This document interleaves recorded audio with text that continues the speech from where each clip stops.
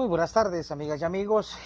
Un gusto nuevamente estar compartiendo con ustedes el día de hoy, con las disculpas del caso por el retraso en el inicio de la transmisión, pero hoy por razones familiares tuve que trasladarme a mi casa y pues el tráfico aún golpeado por las situaciones que se dieron en la mañana, pues afectó un poquito mi llegada y en el trayecto tuve bien pues correr un poco y compartirles un par de documentos que les envié al tablón que tenemos creado para nuestra clase.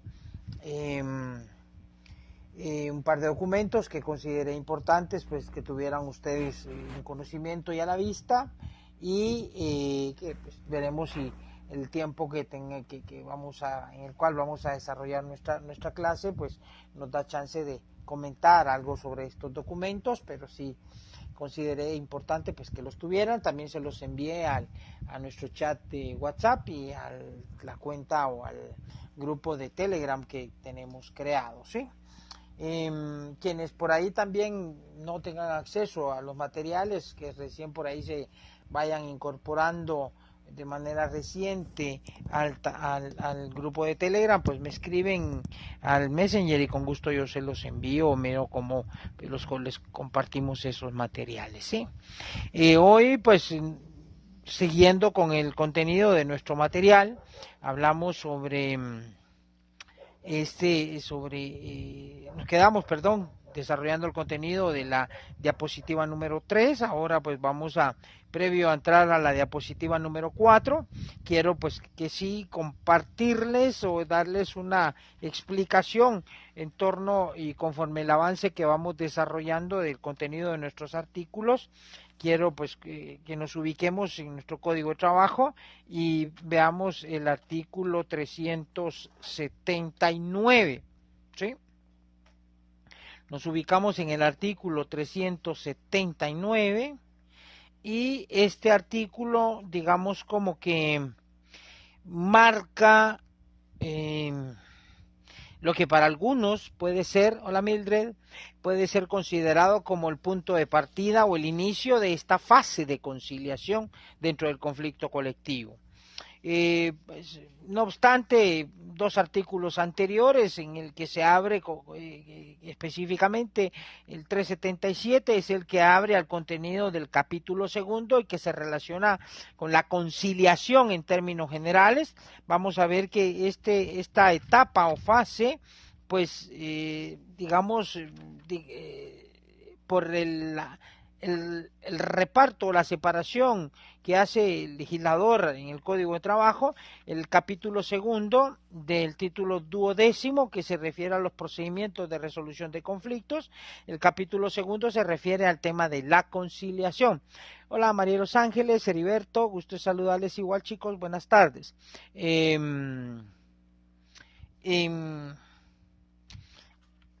Quiero pues citarles que el capítulo segundo pues abarca todo el tema de la denominada conciliación. No obstante, dentro de esta fase el legislador dejó inmersos, o dentro de este apartado, perdón, el legislador dejó inmersos artículos relacionados con el tema de la huelga y sus distintas declaraciones y manifestaciones que deben de darse para considerar en la viabilidad de utilizar la huelga o el paro como mecanismo para la búsqueda de la compensación o el otorgamiento de las reclamaciones que se están formulando a través del conflicto colectivo.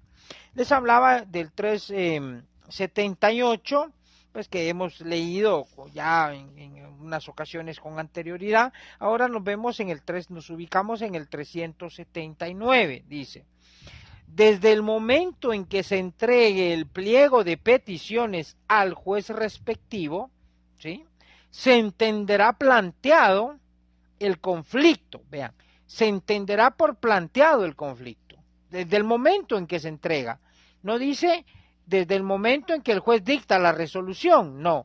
Dice desde el momento en que se entrega, se entenderá por planteado, ¿sí?, el conflicto. Pero ojo, acá entendamos que nos enmarca de manera particular este primer párrafo del 379. Para el solo efecto, dice acá, de que patronos y trabajadores no puedan tomar la menor represalia uno en contra del otro, ni impedirá el ejercicio de sus derechos.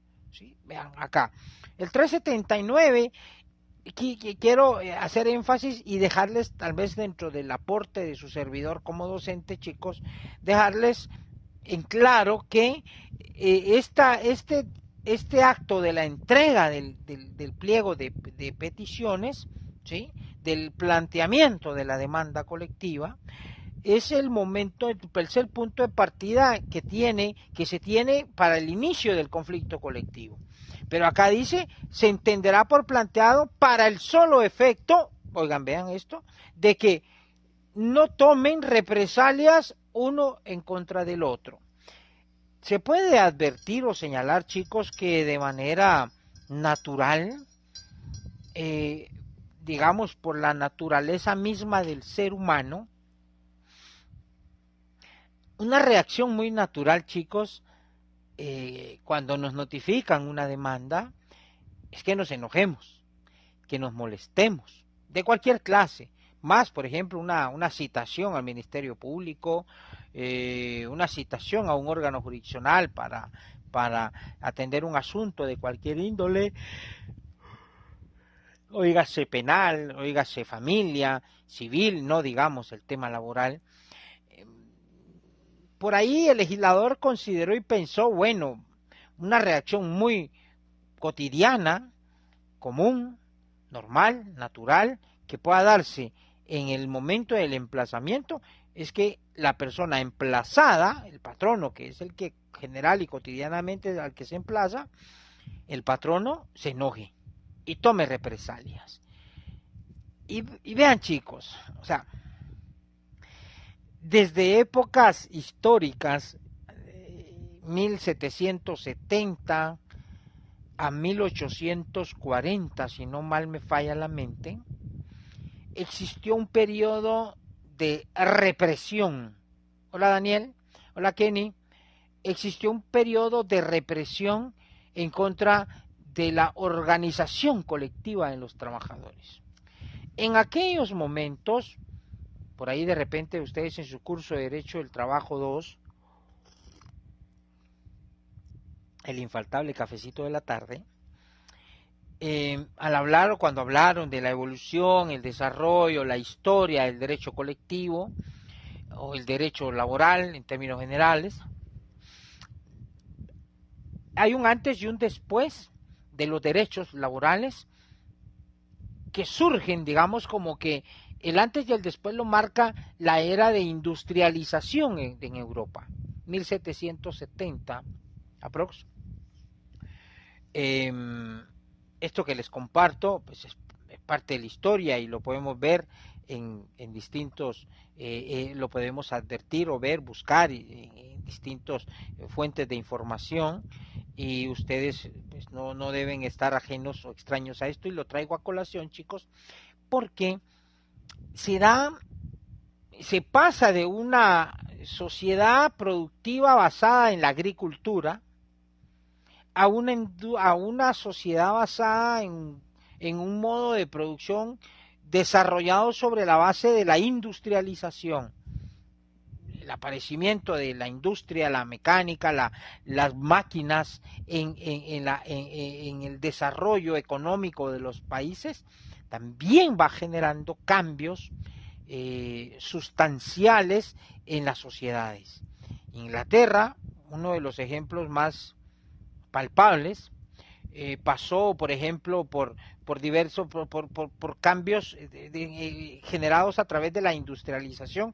Hubo masiva migración de gente del campo a las ciudades industrializadas, hubo hacinamiento, hubo tantas cosas, muchas negativas, muchas positivas, en que la gente pues necesitada de obtener un ingreso, como ha pasado siempre en la historia, para su subsistencia, pues se vuelca, llega a las ciudades. Y en este contexto se da pues obviamente el tema del establecimiento de las relaciones laborales, de las insípidas e iniciales relaciones laborales. Lamentablemente, en aquel establecimiento de aquellas relaciones siempre hubo imposición, siempre hubo nula posibilidad de que el dueño de la mano de obra, de la fuerza laboral, negociara condiciones más idóneas. Y lo traigo a colación, chicos, porque esta situación, extensas horas laborales, explotación de la mujer, explotación de la niñez, el miserable pago de salarios, no digamos, repito, condiciones infrahumanas en la prestación de los servicios en las grandes industrias, motivó un descontento colectivo, motivó una manifestación que en su momento hizo que los estados, manipulados por los dueños de los medios de producción, establecieran normas que constituían actos de represión en contra de la organización colectiva. Y lo traigo a colación porque a la larga, acá en este artículo, se evidencia parte de esa conducta histórica.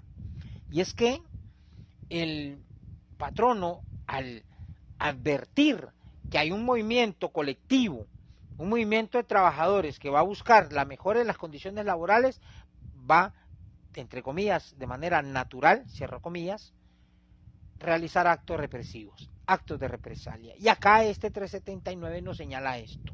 Entonces, entendamos que estos actos de represión, en su momento, están... el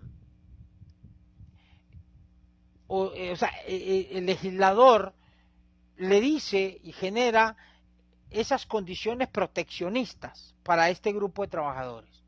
Estas condiciones que en su momento, ya veremos ahorita dándole lectura a los otros artículos que siguen, en su momento se busca que no hayan estos actos represivos. Y acá les pido, chicos, los que puedan, hola Colochita, buenas tardes. Les pido, vean el documento que les mandé hoy hace un rato. La resolución, yo les compartí dos resoluciones, son recientes, del 5 de agosto, una y la otra del 16 de agosto. La primera resolución, o sea, ambas resoluciones son las que dicta el juzgado de admisibilidad, ahora ya convertido a juzgado pluripersonal de trabajo y previsión social para la admisión de demandas. Es la resolución que se dicta producto del planteamiento de ese pliego de peticiones, producto del planteamiento de la demanda colectiva. Acá en la resolución se ordena, se admite para su trámite el conflicto colectivo. Acá se señala que en esta resolución del 5 de agosto dice carácter jurídico. Les mandé ambas para que vean, por ejemplo, cuáles son los efectos, y a diferencia del conflicto colectivo, hola primo, gusto saludarte, del conflicto colectivo de carácter jurídico con el conflicto colectivo de carácter económico-social. Acá en esta resolución del 5 de agosto, comparece el sindicato de trabajadores representados por el pleno del comité ejecutivo. Representan y emplazan a la entidad planteando su demanda colectiva. Acá en el juzgado se ordena, bueno, se convoca a las partes, y aquí, por ejemplo, a diferencia del conflicto colectivo de carácter económico-social, el jurídico, como se los he dicho con antelación ya en varias ocasiones, el conflicto colectivo de carácter jurídico se tramita por la vía ordinaria. Es por medio del juicio ordinario que se tramita este conflicto colectivo de carácter jurídico, ¿sí?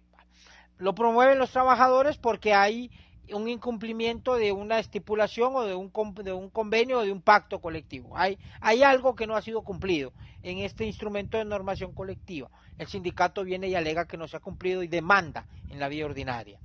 Acá dice, en esta resolución, en el numeral romano 3 dice, se admite para su trámite la demanda, entre paréntesis, conflicto colectivo de carácter jurídico, cierra paréntesis, en la vía ordinaria laboral, y que promueve tal entidad en contra de tal entidad, se tiene por ofrecida la prueba. Vean acá en el numeral romano 5, para que las partes comparezcan a juicio oral, se señala audiencia para el día y ahí se fija la fecha.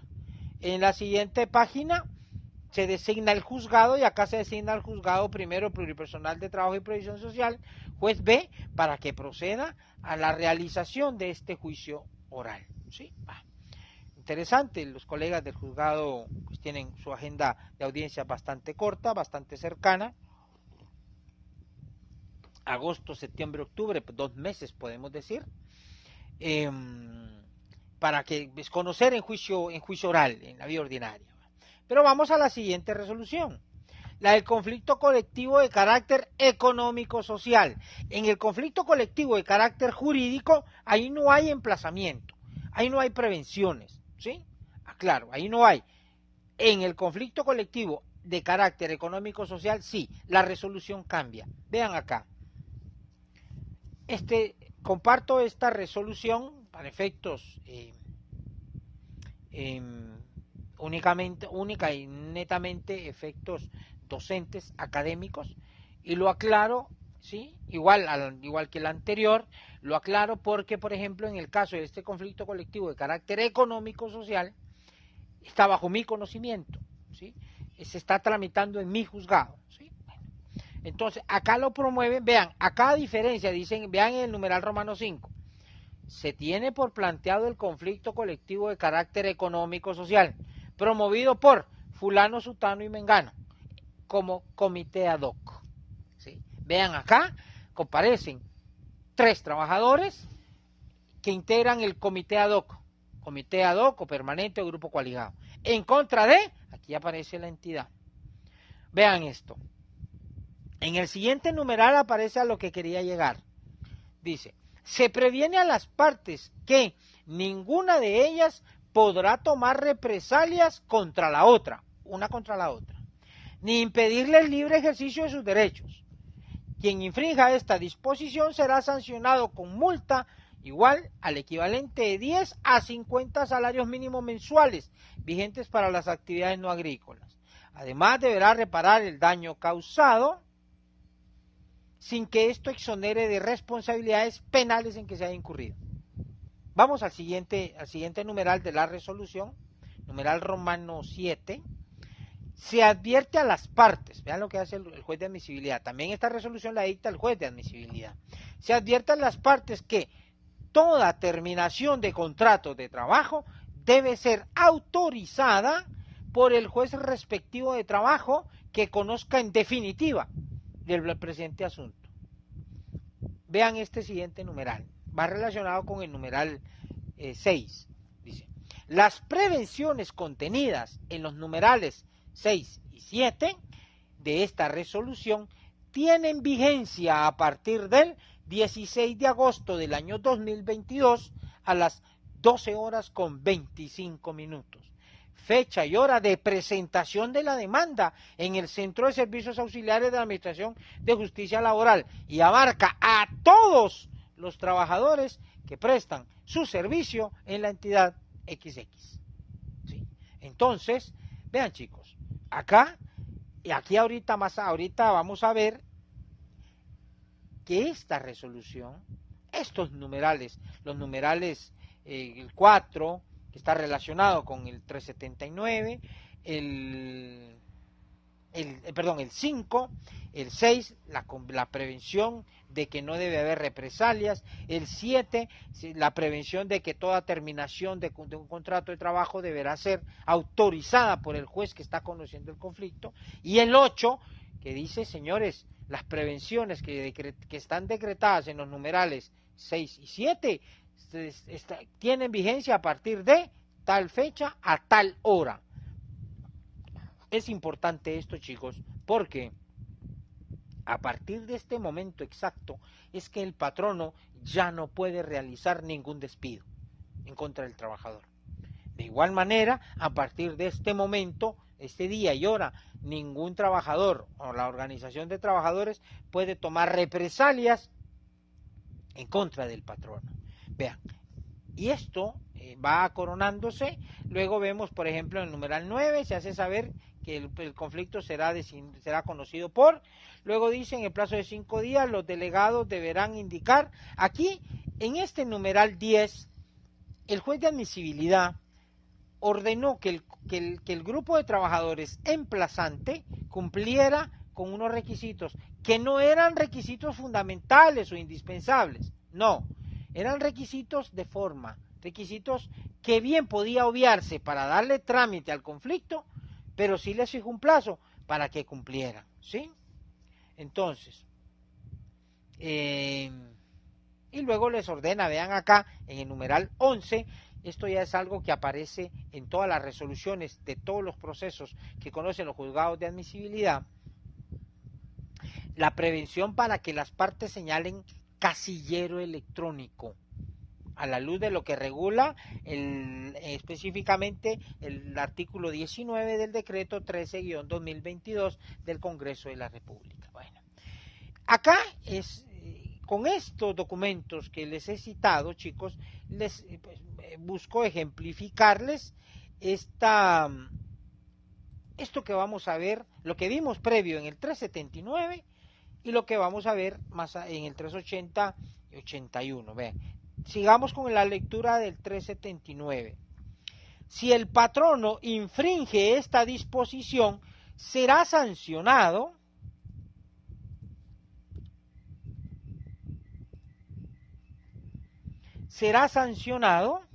con una multa igual al equivalente de 10 a 50 salarios mínimos mensuales vigentes para las actividades no agrícolas.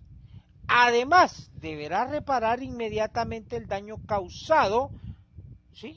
Dice, además deberá reparar inmediatamente el daño causado por los trabajadores, dice, en todo caso serían los trabajadores, y hacer efectivo el pago de los salarios y demás prestaciones dejadas de percibir durante el despido, ¿sí?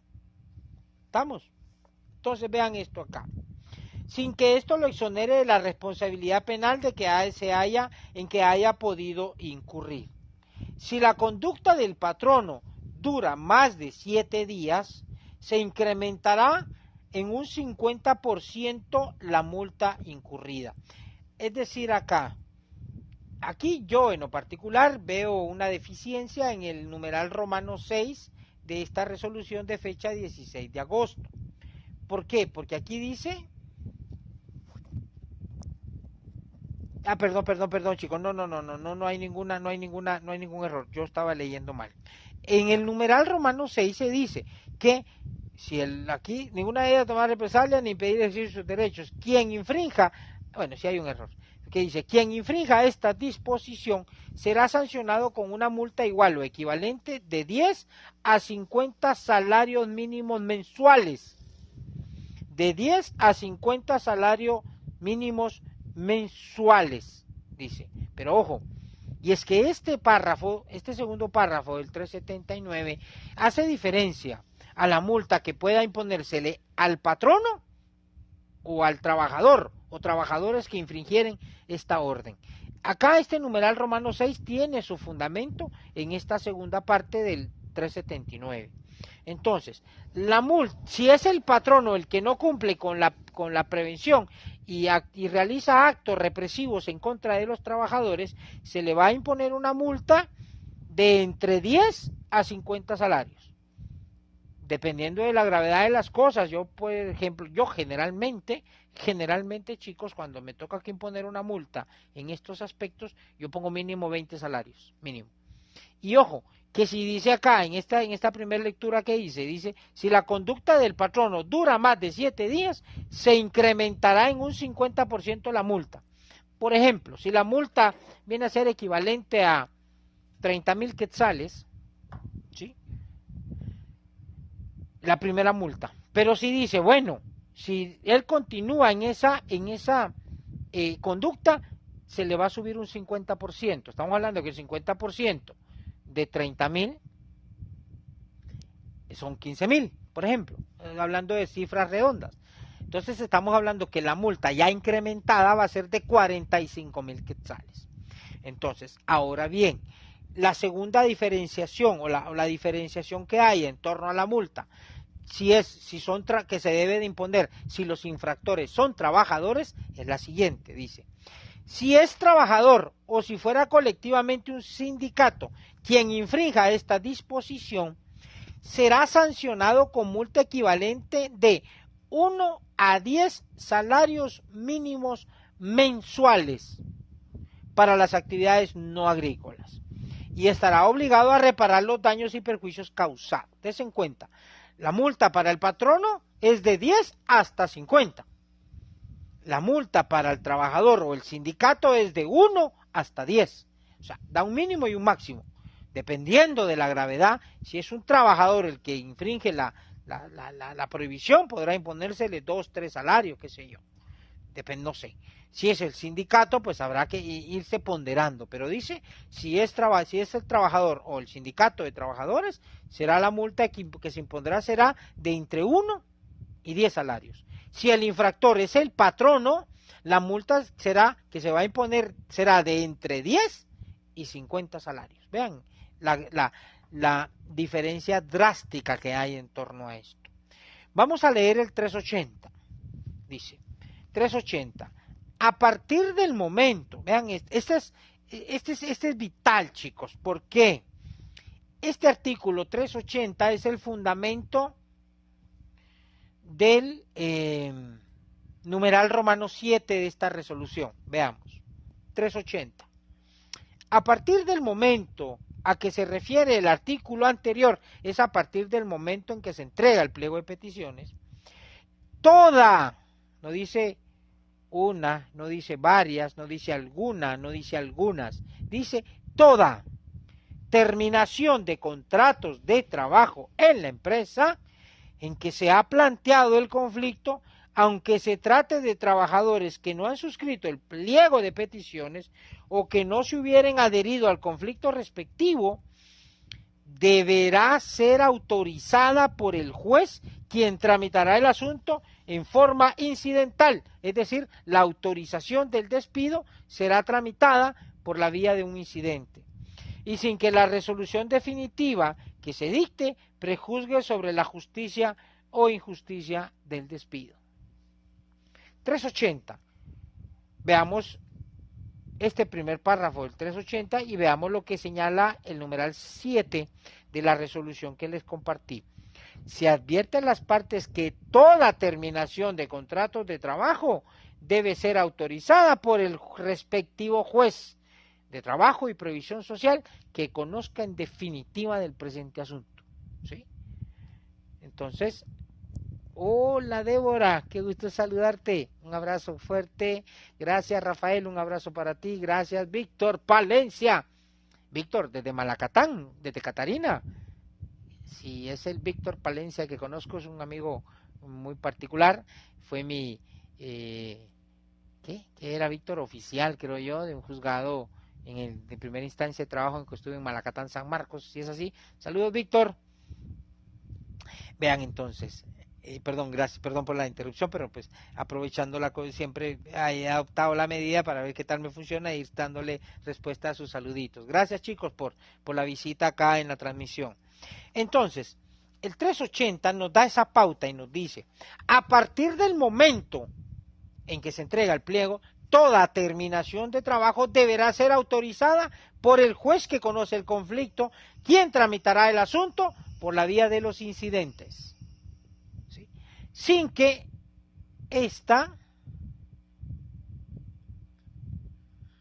anuncios comerciales de parte de Audito, dice, sin que esta resolución que emita el juez, que eventualmente puede ser autorizando el despido, sin que ésta prejuzgue sobre la justicia o injusticia del despido. Es decir, esta frase, vean chicos, han habido avances significativos y les voy a preparar una clase para hablarles sobre cómo se ha ido generando. Hola Argelia, gusto saludarte. Se ha ido generando estos criterios a la luz de interpretaciones que hace la Corte de Constitucionalidad en resoluciones derivadas de procesos constitucionales, acciones de amparo en su caso, y es que la Corte de Constitucionalidad, vean chicos, ha habido, y es que también, les digo, Malacatán, gracias Víctor, un abrazo, que Dios te bendiga Víctor Cabal desde Malacatán, mi amigo Víctor Palencia. Y es que, vea chicos, han habido tantas ingratitudes en el tema de los conflictos colectivos, en que los patronos, bueno, han habido, por ejemplo,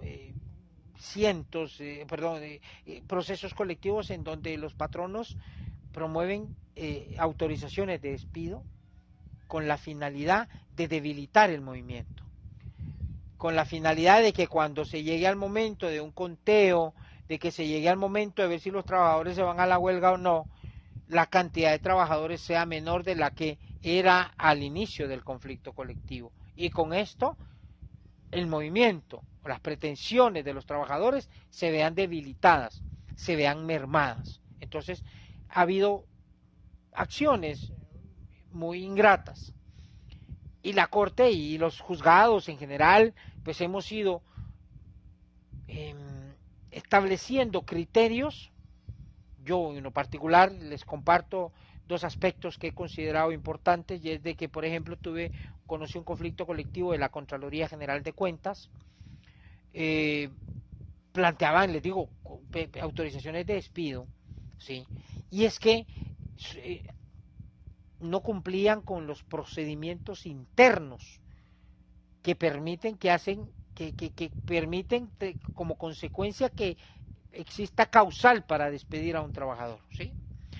En ese contexto, yo en lo particular advierto que el despido, si bien es cierto, yo no me voy a pronunciar sobre si el despido puede ser considerado justo o no, pero sí debo de advertir si el procedimiento que realiza el patrono es legal o no, ¿sí? Si el procedimiento no está dirigido a debilitar el movimiento, y es de que, si bien es cierto, yo no voy a pronunciarme sobre si el despido puede ser justo o injusto, pero sí, de acuerdo a lo que la Corte de Constitucionalidad ha establecido de forma reciente, el patrono debe de decirle al juez: mire señor juez, para eliminar la presunción de que el despido que yo estoy pidiendo me autorice, lo estoy haciendo para debilitar el movimiento, para quitarle esa idea de su mente. Mire, estos hechos fueron los que hizo el trabajador.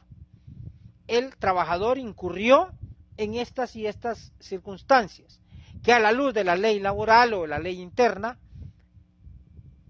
constituyen causa justificable para despedirlo. Usted no se va a pronunciar si es en efecto justo o no, no, pero el patrono tiene sí la obligación de decirle al juez: señor juez, mire,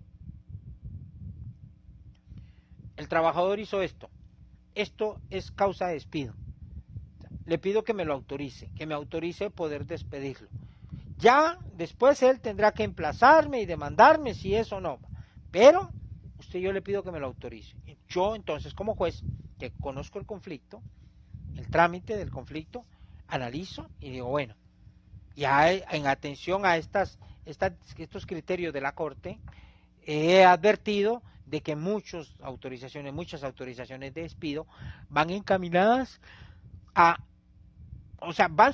no van sustentadas en un despido justo, no van sustentados en eso.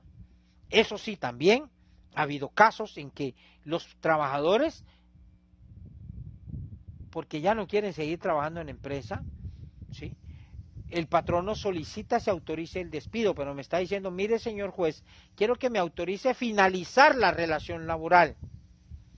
El trabajador ya no quiere estar en la empresa. Mire, me presentó esta carta donde me está diciendo que ya no quiere, que tiene una mejor oportunidad de empleo, por lo tanto quiere renunciar. Pero mire, señor juez, ¿pero qué pasa? Él, si quiere renunciar, que renuncie, no hay problema. Aquí el 380 no dice nada de renuncias, ojo, expresamente no lo dice. Pero yo les pregunto y les digo, chicos, aunque así sea una renuncia, la renuncia es una forma de terminación de un contrato de trabajo. Es una forma, ¿sí? Los artículos 74, 75, por ahí ahorita los vemos. Vamos así rapidito. Veamos el capítulo 8, salud, de la sección segunda, ¿sí? El capítulo 8, sección segunda, de del capítulo 3, que se refiere a pactos colectivos de trabajo, y el capítulo 8, chicos, acá dice,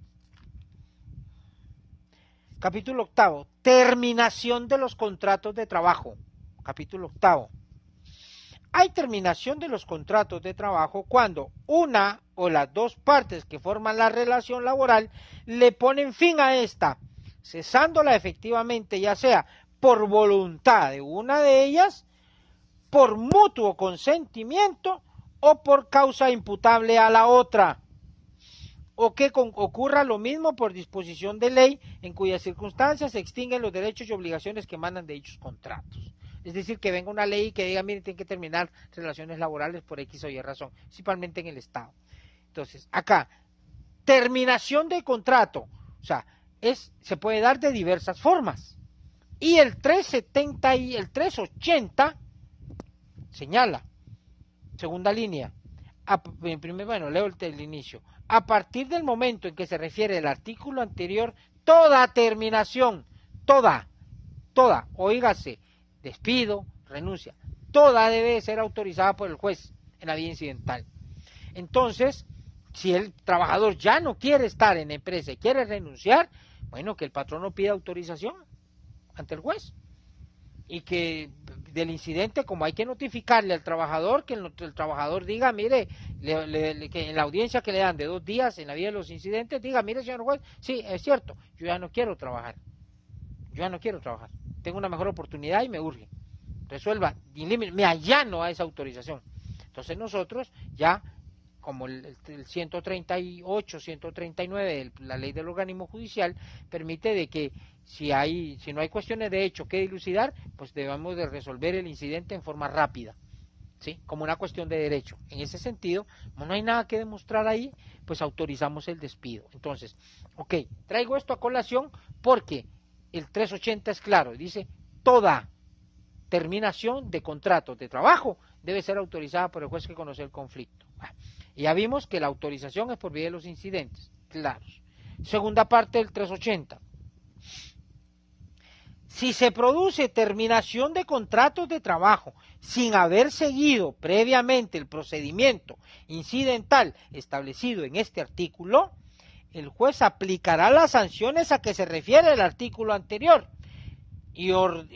¿Cuáles son las sanciones? Multa de 10 a 50 salarios. O sea, si hay un despido y si se finalizó una relación laboral y el patrono no tenía autorización, de entrada la multa, 20 salarios, 60,000 quetzales, así, más, tal un poquito más, pero 60,000 quetzales, hablemos de números redondos. Dice, el juez aplicará las sanciones a que se refieren el artículo anterior y ordenará que inmediatamente sea reinstalado él o los trabajadores despedidos, y en caso de desobediencia, es decir, yo vengo, me presentan la denuncia, señor juez, me despidieron, no tenía autorización el patrono, yo juez con eso ordeno una de resolución, proceda a la reinstalación, ordeno su reinstalación inmediatamente, ¿sí? Y como decimos en buen chapín, ahí veía un meme en el que venía un abogado a decir, perdón, aquí es la corte, si vengo a zampar un memorial. Me acordé de eso ahorita, perdón por lo que coloquial del término, pero con la orden de reinstalación le zampo la multa al patrono. ¿Me explico? Ahora bien, y dice, de entradita 20 salarios. Y en caso de desobediencia, es decir, si yo estoy diciéndole al patrono, va, reinstálelo, el patrono dice, no quiero, no quiere, seguro, va, órale, le duplico la multa, 40 salarios. Estamos hablando de cuánto, si son 20 salarios, duplicada la multa, 40 salarios, 120,000 quetzales, ojo de buen cubero. Dice, sí, conforme lo previsto en el artículo que precede, es decir, los 10 a 20 salarios, etcétera, etcétera. Oigan esto, si aún así, no obstante, yo ya le dupliqué la multa y el patrono sigue de terco y no reinstala, si aún así persistiere la desobediencia, ordenará la certificación de lo conducente en contra del infractor para su procesamiento. Evidentemente, ¿cuál va a ser el delito? Desobediencia, de entradita, salvo que haya algún otro en el ámbito penal. Ahorita no sé si se han creado algunas figuras, incumplimiento de obligaciones, puede ser, porque él está obligado a acatar la orden del juez. Bueno, sin que ello lo exonere de la obligación de reinstalar al trabajador o los trabajadores afectados. Vean lo interesante. Siguiente párrafo. El juez actuará inmediatamente por constarle de oficio o por denuncia la omisión del indicado procedimiento. Hace algunas sesiones yo les conté que cuando hablamos de las características del conflicto colectivo, cuando hablábamos de ese actuar del juez, ¿sí?, que conoce el conflicto, les hice ver que existía la posibilidad, chicos, que un juez de oficio, al conocer una situación de estas, pueda ordenar una reinstalación. Este tercer párrafo del 380 da el fundamento legal para hacerlo. Dice, el juez actuará inmediatamente por constarle de oficio o por denuncia la omisión del indicado procedimiento.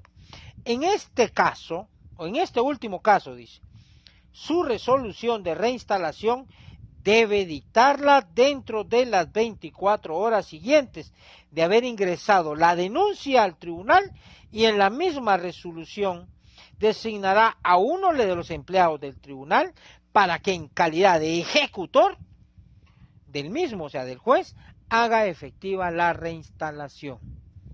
En la próxima clase les traeré, primero Dios, que no me facilitaron, había buscado un expediente terminado de un conflicto colectivo para subírselo y que ustedes lo tuvieran, pero no tuve acceso en ese momento. Hoy, por ejemplo, les voy a mandar pues así fraccionadas estas resoluciones o algunos otros pasajes que puedan ser importantes, y dentro de ellos en la próxima clase les voy a trasladar copia de estas resoluciones que se dictan ordenando las reinstalaciones, o las resoluciones que se dictan autorizando de los incidentes de autorización de despido.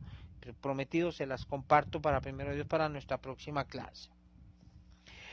Último párrafo. El procedimiento de reinstalación que establece este artículo es aplicable también cuando se infrinja el derecho de inamovilidad que establece el artículo 209. ¿Cuál es el 209? El 209 ya lo leímos, no sé si en la sesión pasada o en la anterior. Leímos que los trabajadores no podrán ser despedidos cuando participen en la formación de un sindicato. Estos trabajadores que están participando en la conformación u organización de un sindicato tienen derecho a ser reinstalados por medio de una denuncia, ¿sí?, de acuerdo al procedimiento del 380. Es aplicable también para ellos. Acá Kenny me pregunta, le digo una pregunta. Cuando se da la reinstalación en primera instancia y el patrono se niega, entiendo que pasa a la segunda instancia, donde existe sentencia, ahí la multa va aumentada. No, Kenny, te voy a contar. Es parcialmente cierto lo que tú dices. O sea, el patrono, o sea, la orden de reinstalación no necesariamente debe de ir a una segunda instancia. El juez la está ordenando y esa se tiene que cumplir ya, o sea, es inmediata reinstalación. El juez la ordena. Lo típico. El patrono, no, que voy a impugnar esa resolución. ¿Va? No cumplen, no lo reinstalan, ¿va? No lo reinstalan. Ya tiene la multa impuesta. La primera multa ya está. Los 20 salarios ya están de entrada. 20 salarios. ¿Qué pasa? no pagó, no reinstaló, presentó apelación. Bueno, como esa resolución es una resolución, entre comillas, final, es apelable. Lo mandamos a la sala. O sea, el patrono presenta su recurso de apelación y se va a la sala. ¿Sí? Ese envío a la sala motiva o provoca que la sala analice la denuncia, analice la resolución y dicte otra resolución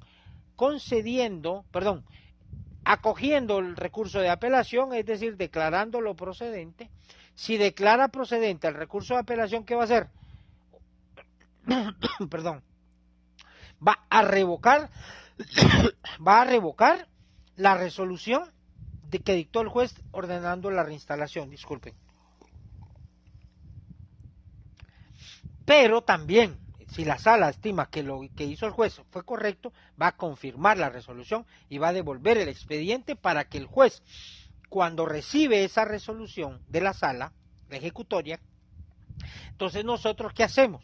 Dictamos una resolución dándole bienvenida al expediente, ordenando que en virtud de que el patrono no cumplió con la orden de reinstalación que yo dicté, no obstante su apelación, pero como mi resolución fue confirmada, le duplico la multa, 120,000 quetzales, y ordeno que nuevamente vaya y se reinstale. Va el notificador del centro laboral con el mandamiento, con la orden que da el juez. Señor patrono, vengo nuevamente porque aquí está otra orden para que usted reinstale al trabajador. No lo reinstalo, aquí me importa lo que diga el juez, es mi capricho, yo no lo quiero acá. Bueno, seguro, si no lo reinstalo, ¿qué me importa? Que me metan preso, va.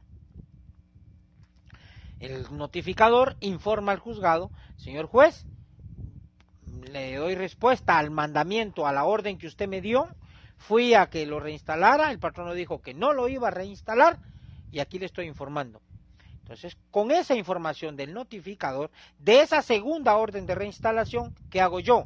De acuerdo a lo que dice la parte media del segundo párrafo del 380, certifico lo conducente al Ministerio Público por desobediencia. ¿Sí? Y ordeno nuevamente la reinstalación. Más multa ya no le puedo poner, porque la ley solo me permite imponer la primera y si no obedece, la duplico. ¿Sí? Bueno, entonces, certifico lo conducente al Ministerio Público por desobediencia. Y certifico y ordeno nuevamente que vayan y lo reinstalen. Ahí va otra vez el notificador.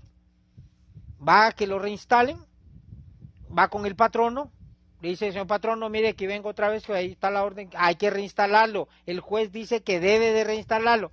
A mí qué me importa lo que diga el juez, yo no lo voy a reinstalar. No me importa y no lo reinstalo y no lo reinstalo. ¿Seguro? No lo voy a reinstalar. Va. Regresa otro informe al juez. Señor juez, le informo que por tercera vez fui y no lo quiere reinstalar. Va, ok. Certifíquese nuevamente porque hay reincidencia. Hay continuidad en el delito. Certifíquese nuevamente al Ministerio Público para que la investigación y ordeno que lo vayan a reinstalar otra vez. Y así se lleva la dinámica, chicos. Cuantas veces yo ordeno la reinstalación y no cumple, esas mismas veces le certifico al Ministerio Público. Y se acumulan las causas, porque hay creo que se llama delito continuado. Hay una continuidad en la comisión del delito. Entonces, eso agrava la pena también para el procesado, agrava la pena para el patrono. Y bueno, así es la dinámica hasta que se cumple o se cumple. Entonces, no. La multa, nosotros somos en primera instancia, los jueces que conocemos del conflicto, somos las que imponemos la primer multa o la que va duplicada. Somos nosotros, la sala no. La sala solo se limita a ¿qué? A confirmar o a revocar la resolución que ordenó la reinstalación. Eso es lo único que hace la sala, otra cosa no. Entonces, así es la dinámica, chicos, de las denuncias de reinstalación, la dinámica de las autorizaciones de despido, ¿sí? Chicos, por acá vamos a dejar nuestra clase el día de hoy. Tengo que meterme, ¿verdad? Tengo que introducirme a mis clases del doctorado. Hoy me extendí un poquito más, pero pues también empecé un poquito tarde y ustedes se merecen también la atención, ¿sí? Entonces, por acá vamos a dejar nuestra transmisión el día de hoy. Dios primero, nos estaremos viendo el próximo lunes. y estaremos, pues, como primero Dios, les estaré compartiendo más material para que nos vayamos entendiendo, comprendiendo el trámite del conflicto colectivo, ¿sí? Primero Dios, les traeré, les mandaré una demanda colectiva, porque ya nos toca ver los requisitos de la demanda colectiva. Curioso, hoy vimos la resolución, pero ese es lo que critican muchos del Código de Trabajo. Dicen que el Código de Trabajo es desordenado. En parte tienen razón, porque acá vean ustedes, 379 y 380 señalan lo que vimos que está en la resolución de trámite. Por ejemplo, regresando al trámite de los juicios ordinarios en reclamaciones individuales. En el 332 está la demanda, los requisitos de la demanda. Pero en el 309 están las incompetencias, que debe de tramitarse o plantearse cuando ya se notificó la demanda. 321, situaciones previas relacionadas con la demanda. 320, ahorita les digo, que es el de las notificaciones. 327 y 328. Y el 329 y las notificaciones, pero ya luego hasta en el 332 encontramos los requisitos de la demanda. Ya luego del 332 encontramos el trámite del juicio oral. Ahí sí hay, digamos, un cierto orden, pero acá un cachito desordenado. Pero ya en la próxima clase, siguiendo con el desarrollo de nuestras diapositivas, chicos, vamos a ver digamos, los requisitos o el tema de las demandas colectivas. Ya será lo que está en el escrito inicial, los pliegos de peticiones. Les enviaré unos modelos para que ustedes los tengan y los vean antes de que veamos, o los tengan a la vista cuando vayamos a desarrollar nuestra clase. El lunes y miércoles de la otra semana, Dios primero esté con vida, estemos bien, nuestras clases serán en el horario normal de 5:30 a 7, ¿sí? Chicos, por acá hoy pues solo voy a responder a sus saluditos. Los comerciales, los anuncios comerciales estuvieron a cargo del compañero, ese miso, ¿cómo es que se llama el señor este? Espérenme, chicos, que se me pierde. Ay, güey, disculpen, apaché aquí algo que, perdón. Los anuncios comerciales estuvieron a cargo hoy de Audito Confi. Gracias. Y bueno, Kenny, pues espero haber respondido a tu pregunta. Gracias a Kenny, a Mildred, Susana, a Aura Leticia, a Misty, a Blanca, a Jordi, a Argelia, a Damaris, a Brendy Winac y a Alexander Javer, a Rosy Calderón. Gracias, chicos, que Dios me los bendiga. Dios primero, nos vemos el próximo lunes. Un fuerte abrazo, que Dios me los guarde, buen fin de semana. Mis colegas abogados, feliz día del abogado. Primero Dios lo estaremos celebrando, lo estaremos pues compartiendo y celebrando, dándole gracias a Dios por esta hermosa profesión. Nuestro día es el sábado. Pues hay algunas actividades por ahí programadas, un par de reuniones de convivencia social, una mañana, la otra el viernes, en fin, éxitos para mis colegas abogados, abogadas, que Dios les guarde y les bendiga, les provea la sabiduría que necesitan. A ustedes, chicos, gracias, amor, te amo, mi esposa aquí me saluda.